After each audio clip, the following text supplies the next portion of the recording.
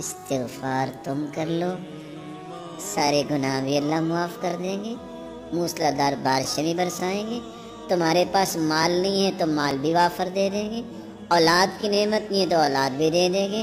تم سارے پھل تو کبھی کھائے نہیں تم نے زندگی میں، تم استغفار کرو اللہ تمہیں باغات کا ہی مالک بنا دے گا، تمہارے لیے نہریں جاری کر دے گا۔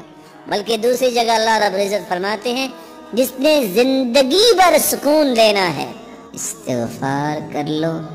جب تک زندہ رہو گے اللہ تمہیں چین نصیب فرما دے گا۔ امام احمد بن حنبل رحمۃ اللہ علیہ گھر سے نکلے، مسجد پہنچے، کہتے ہیں کہ لیٹ ہو گیا ہوں، مسجد والے سے کہا مجھے کچھ آرام کا موقع دے دیجیے، کہا نہیں نہیں ہمارا نظام ہے یہاں نہیں کچھ ہو سکتا، کہا چلو مجھے کچھ یہاں انتظار کا موقع دے دو۔ ابھی یہ بات ہو رہی تھی تو ایک نان بھائی گزرا جس کا کام تھا نان بنانا، اس نے کہا اس کو میرا مہمان بننے دو، آپ کیوں اس کو کچھ کہہ رہے ہو، گھر لے گیا، چارپائی پہ لٹایا اور خود آٹا لیا اور کیا کرتا ہے استغفر اللہ استغفر اللہ، آٹا گوندھ رہا ہے اور ساتھ استغفر اللہ کہہ رہا ہے، اور امام احمد بن حنبل دیکھ رہے ہیں، پوچھتے ہیں آپ کو استغفار نے کچھ فائدہ بھی دیا؟ کہتے ہیں جناب فقیر آدمی تھا، جب سے استغفار کیا مال سنبھالا نہیں جا رہا، اور جب سے استغفار کر رہا ہوں جو خواہش کرتا ہوں اللہ پوری کر دیتے ہیں،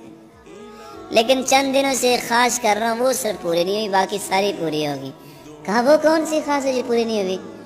کہا میں نے اللہ سے دعا کی تھی یا اللہ، اور سنا ہے امام احمد بن حنبل ایک ہیں بڑے نیک انسان ہیں، یا اللہ میری بھی ملاقات کروا دے ان سے۔ کہا وہ تو میں ہی ہوں، وقد جررت الیک جرا، آج میں گھر سے نکلا جیسے فرشتہ شاید تیرے ساتھ ملاقات ہی کروانے کے لیے مجھے لے کے آیا ہے۔ جو کثرت سے استغفار کرتا ہے اللہ تعالیٰ اس کی تنگی کو آسانی بنا دیتے ہیں، اللہ تعالیٰ اس کی مصیبت کو خوشی بنا دیتے ہیں، اور وہاں سے رزق عطا کرتے ہیں جہاں سے اس کو کبھی گمان نہیں ہوا۔ جو بھی